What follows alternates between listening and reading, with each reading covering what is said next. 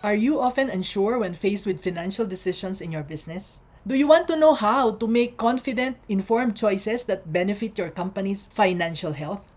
Are you looking for strategies to bolster your decision making process in financial matters? So, if you feel like financial decisions are a guessing game, then this video is for you.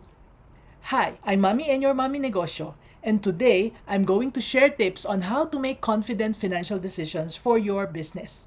It's about equipping yourself with the right tools and knowledge to make choices that move your business forward. We will explore these 6 tips. First, gather comprehensive financial information. Second, understand the market and industry trends. Third, set clear financial goals and objectives.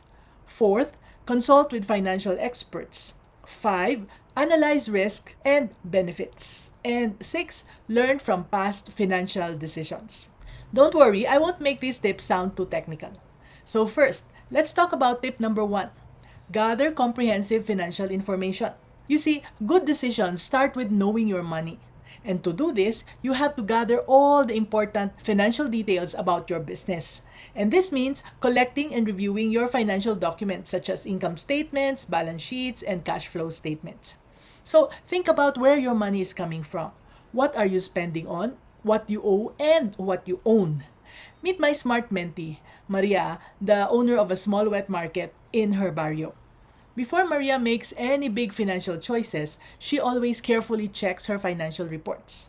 She looks at how much she earned, what she spent on supplies, and any debts she needs to pay.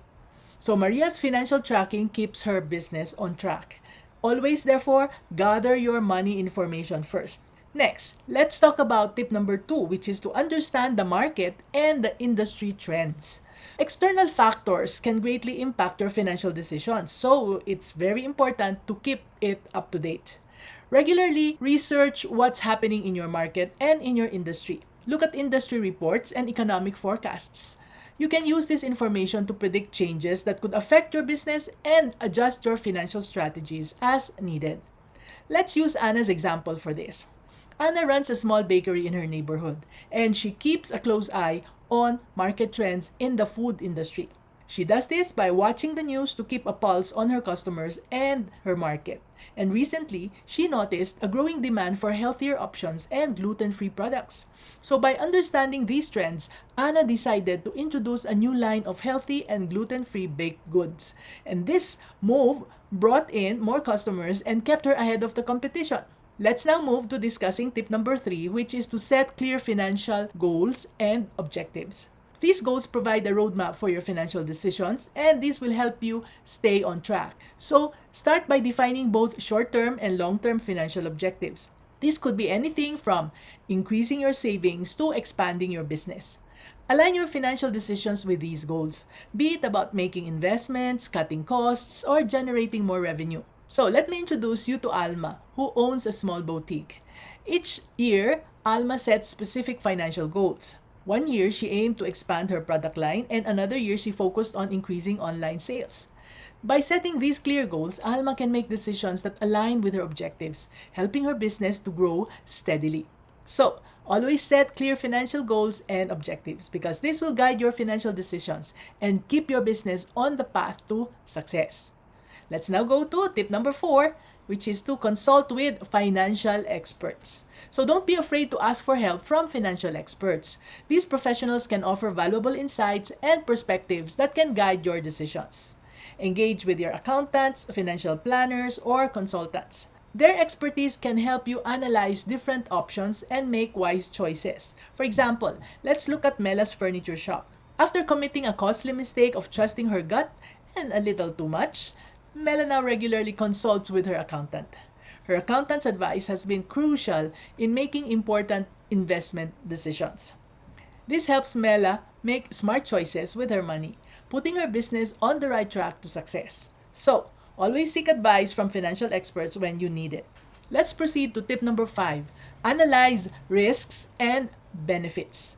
You see, running a business means thinking twice before spending. So weigh the risks and the rewards to make the smart decisions. You see, every decision comes with risks. So it's important to weigh them against the potential benefits. Before making any big moves, assess the potential financial impact of that move, the likelihood of success, and what you stand to lose if things don't go as planned. Let's illustrate this with my coaching client's story. Meet Joan, the owner of a digital marketing agency. She was considering investing in a new software to enhance their service offerings. So Joan was torn. The new technology was exciting, but it required a big investment upfront. Plus, she was not sure if her clients would be willing to switch to something completely new. So Joan and her team took a good look at the pros and cons. After careful consideration, they decided to proceed with the investment, but with a phased approach to minimize risk. This practice of analyzing risks and benefits has been crucial for Maya's digital solutions. It helps them make informed decisions that drive growth while mitigating potential losses. So, always analyze risks and benefits before making financial decisions, okay? This will help you make smarter choices and protect your business from unnecessary risks. And lastly, let's now go to tip number 6, which is to learn from past financial decisions. Take the time to always reflect on your past financial decisions. Don't underestimate past experiences, as these can provide valuable lessons for your future. So, review your previous financial choices and their outcomes. Understand what worked well, what did not, and why. Use these insights to make better decisions in the future.